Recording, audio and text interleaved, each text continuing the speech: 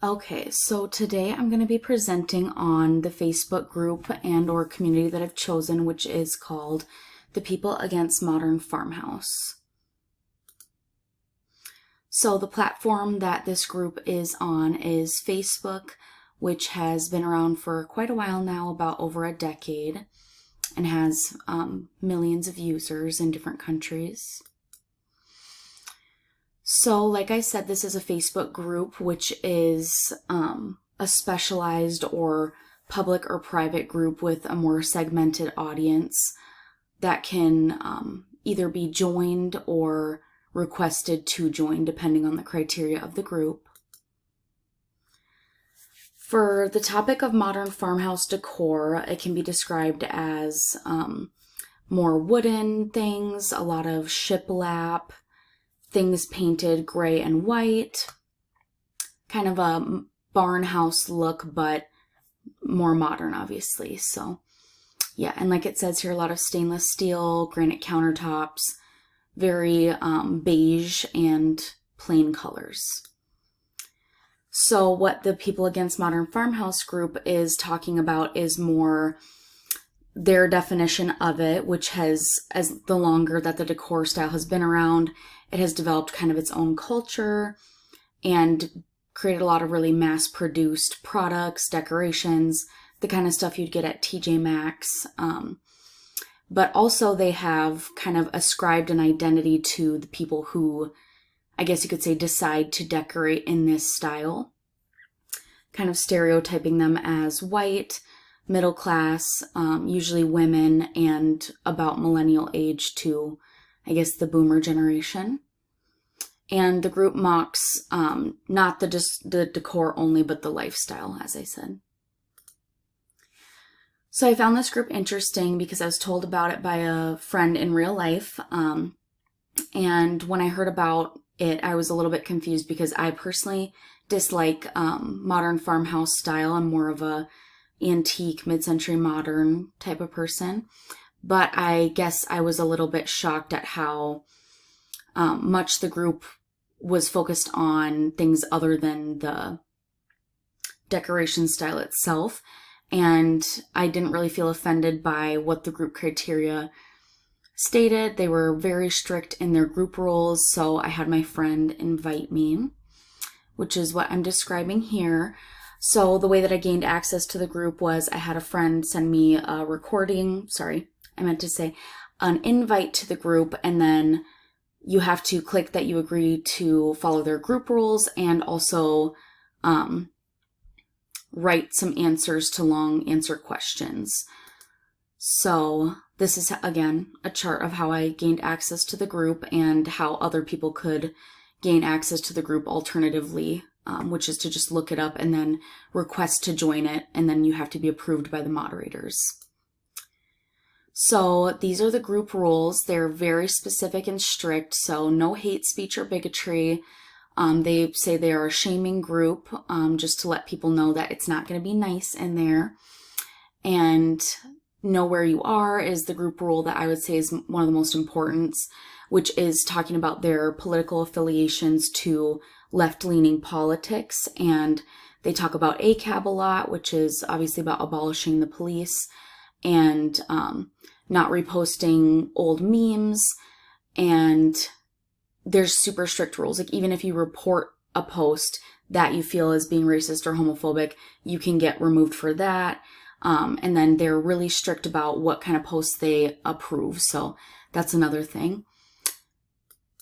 They don't want you to get mad if your post doesn't get approved. So what is a shaming group? I'm not going to read this whole thing, but it's basically people post things that they've seen on other places of the internet or maybe in their real life to make fun of or shame with like-minded counterparts in a group. Specifically here would be about the decor or lifestyle they're making fun of. And this is an example of how the group ideas have kind of gone onto TikTok. So the ideological implications of the group are that they've now decided, that they are more upset with, I guess, the white supremacists, subscribers to the group, upholding the status quo, and kind of erasing history, you could say, because of remodeling older houses, and then kind of making fun of like middle class Christian white folks, like I said earlier. And then this is just a little Venn diagram about what people say modern farmhouse lovers are, which is conservative Christian moms. Specialized vocabulary in the group is very important. I have some screenshots here of what a group member was saying, but every group has some sort of specialized language if you consider it a community. For here, Linda can be used as a verb in the group. This is the acronym for the verb, and I will talk about that here in a second. So there's lore to the group as well, and a lot of inside jokes. So the hot button jokes are ACAB, obviously, mommy needs wine being like a meme within the core culture they're making fun of. So the counterculture of the group is making fun of these things. There's just a meme about what most online communities do. And then for niche group behavior, this is a meme about they were calling themselves a cult, essentially. And then here is someone jokingly saying like how hard it is to explain to other people how the group functions because it's so niche. Here's another Venn diagram that a group member made about modern farmhouse lovers, saying that they are white supremacists, and then all the other things about them. This is the data that I gathered. I spent about 5 hours scrolling through the group, 50 screenshots, and saved 200 posts. Okay, and also for pinned posts, there's a lot of, I guess you could say group rules, but like updated ones that are not part of the core group rules that I also took a peek at. So I would call those existing articles of information within the group. And then for the definition of a community, Aiden et al. In 2009 said, communities exist in places, but those places are collectively and symbolically constructed by their members. So this has to do with the argument that communities need to be a physical place. I would say that that is not true, and I would definitely describe this group as a discursive community due to the fact they have so many shared values and strictly adhere to the rules for the benefit of the group members. The reoccurring themes that I found through my data collection were a disdain towards Disney adults, which are adults that go to Disney and kind of are infantilizing themselves in one way or another, gray, beige decor, minimalism, and refurbishing antique furniture is definitely something that these group members repeatedly show that they hate. Strict group rules are something that everybody adheres to in this group or you will be removed. Something as small as saying, my husband's a police officer and I love him, could get you removed. And I would say the group members idolize the admins for kind of defending their safe space. How ironic that is, though, because they can be, it's a shaming group. They can be really aggressive. And then another theme I've noticed is the positive reaction towards mid-century modern decor, antiques, maximalist decor style, and any post-slamming right-wing Republican Christianity status quo in relation to decor. These are commonly posted group stereotypes. People hate the gray flooring, the laminate flooring, Ray Dunn decorations, anything that has a lot of words, like explanatory decoration, patriotic decoration, and then this is a really weird example of a Christian slash modern farmhouse slash Disney piece of art. So that's something that is way more likely to be declared modern farmhouse. This is just about, I'm going to talk about it here. So this is a meme made by a group member talking about Linda, which I'll talk about later. So I would say that there is some fan behavior in the group because when this woman named Linda, she was not a moderator or anything, she was just a group member, reminded a moderator of the group about a group rule, which was rule number 4, original content is king, don't post viral content or old content. People absolutely went insane and turned her into this huge meme of the group, making so many different memes and posts about her nagging a moderator. I would say that this was considered profane behavior to like harass a moderator of the group, and people called her a Karen. And then here I quoted Dr. Ann Kerber saying people get a positive emotional boost from engaging in audience participation, which I would definitely say is shown here. They're basically saying like, I'm a group member and people don't understand me. Different gates in the group are commonly known lore in the group.